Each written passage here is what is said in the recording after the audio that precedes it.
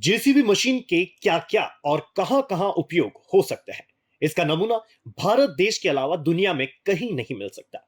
उत्तर प्रदेश के भगवाधारी CM Yogi Adityanath JCB का उपयोग अपराधियों में खौफ पैदा करने के लिए बखूबी कर रहे हैं। वहीं दूसरी ओर भिंड जिले के एक भगवाधारी संत इसी जेसीबी का इस्तेमाल लाखों लोगों के लिए भोजन बनाने के लिए कर रहे हैं। दरअसल भिंड जिले के खनेता गांव स्थित विजय राम धाम रघुनाथ मंदिर पर चल रहे सनातन धर्म महासम्मेलन कार्यक्रम में, जहां एक और देश के चारों मठों को पीठाधीश्वर शंकराचार्य और देश के कोने कोने से सनातन धर्म के कांड विद्वान पहुंचकर सनातन धर्म के गुड़ रहस्यों से धर्म प्रेमियों को परिचित करवा रहे हैं, तो वहीं दूसरी ओर प्रतिदिन 1 लाख से अधिक धर्म प्रेमी लोग पहुंच रहे हैं, जिनके लिए भंडारा प्रसादी बनाने के लिए बड़ी बड़ी मशीनों का उपयोग हो रहा है, जिनको देखकर लोग दांतों तले उंगली दबा रहे हैं।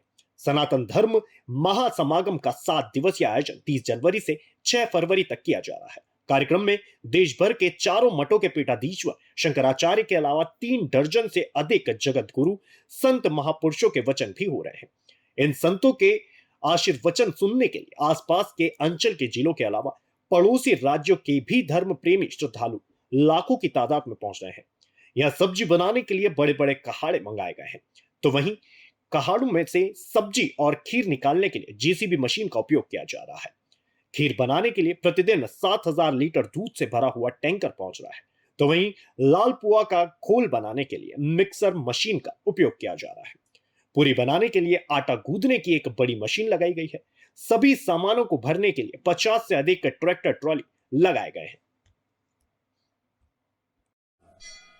1 लाख आदमी ने आज भोजन किया है और कल लगभग 1.5 लाख आदमी भोजन करेगा।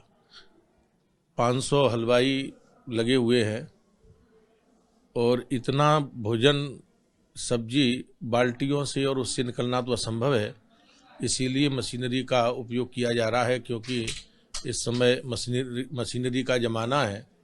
तो इस हेतु से जो पुआ का जलेब गिर रहा है वो भी मिक्सर से गिर रहा है। एक रोटी बनाने वाली मशीन ब्राह्मणों के लिए अलग लगी है, करीबन 2-3-4 हज़ार ब्राह्मण और साधु वहाँ पर कच्चा प्रसाद भी बन रहा है और 1 लाख के लगभग यहाँ पर जो पक्का भोजन बन रहा है। आज एकादशी थी तो करीबन 10-15 हज़ार लोगों ने फलाहार किया।